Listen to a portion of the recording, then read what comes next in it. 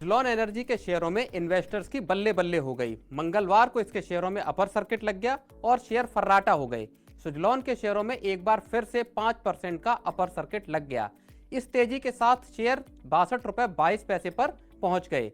इतना ही नहीं, आज की तेजी को मिला लिया जाए तो यह तीसरा दिन है जब सुजलॉन में तेजी का दौर दिखाई दिया है। अब मंगलवार को इसके शेयरों में तेजी के पीछे क्या बड़ी वजह रही, ये आपको इस रिपोर्ट में बताएंगे।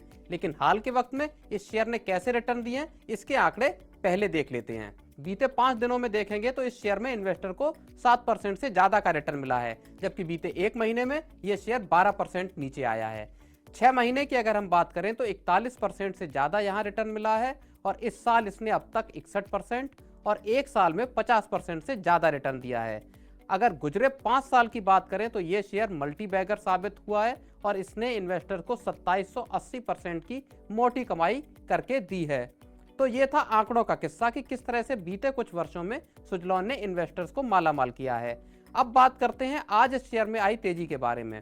असल में एक रिपोर्ट आई और सुजलॉन के शेयरों में लग गया अपर सर्किट। ये रिपोर्ट आई global brokerage house Morgan Stanley की तरफ से। मॉर्गन स्टैनले ने सुजलॉन एनर्जी के शेयरों की रेटिंग अपग्रेड कर दी है और इसके शेयरों को इक्वल वेट से ओवरवेट रेटिंग दी है। हालांकि ब्रोकरेज हाउस ने इसका टारगेट प्राइस 78 रुपए से घटाकर 71 रुपए कर दिया है। इसके बावजूद सुजलॉन के शेयरों में आज तेजी दिखाई दी है। आपको याद होगा कि सुजलॉन के शेयरों में हाल के वक्त में तेज गिरावट भी दिखाई दी है। मॉर्गन स्टैनली ने इस बात का भी जिक्र किया है कि हाल के वक्त में सुजलॉन एनर्जी के शेयरों में पीक से 45% की जो गिरावट आई है वो इसके शेयरों को एक्यूमुलेट करने का एक अच्छा मौका है। मॉर्गन स्टैनली ने सुजलॉन के मजबूत कारोबार और भारत के एनर्जी ट्रांजिशन में इसकी मजबूत उपस्थिति को इसकी वजह बताया है। कंपनी के पास 5.1 गीगावाट के ऑर्डर का बैकलॉग है जो कि अगले 2 साल में पूरा किया जाना है। मॉर्गन स्टैनली ने यह भी कहा है कि भारत में सुजलॉन का मार्केट शेयर FY27 तक बढ़कर 35 से 40% पर पहुंच जाएगा। इतना ही नहीं, मॉर्गन स्टैनली ने यह भी कहा है कि FY25 से FY30 के बीच भारत के विंड एनर्जी में 32 गीगावाट की डिमांड विंड OEMs के लिए पैदा होगी, जिसकी कीमत 31 अरब डॉलर बैठती है।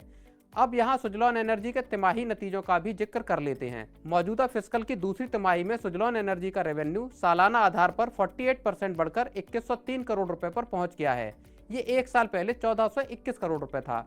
इसी तरह से कंपनी का नेट प्रॉफिट दूसरी तिमाही में तकरीबन दोगुना हुआ है और 200 करोड़ रुपए पर पहुंच गया है, जो एक साल पहले 102 करोड़ रुपए था।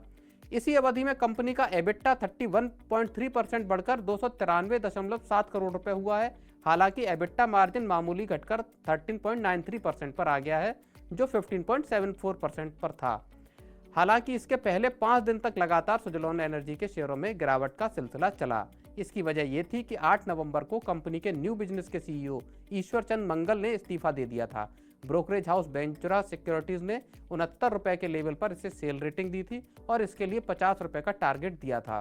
ब्रोकरेज हाउस ने कैश फ्लो, एग्जीक्यूशन और महंगे वैल्यूएशन को लेकर रिस्क बताया था। तो इस रिपोर्ट में हमने आपको बताया कि कैसे मॉर्गन स्टैनली की रिपोर्ट आने के बाद से सुजलॉन एनर्जी के शेयर फिर से फर्राटा भरते हुए दिखे हैं। देखना यह होगा कि क्या शेयर पहले की तरह से इन्वेस्टर्स को मालामाल करेगा या आगे अगर बाजार में और गिरावट आती है तो ये शेयर भी मुश्किल में फंसेगा।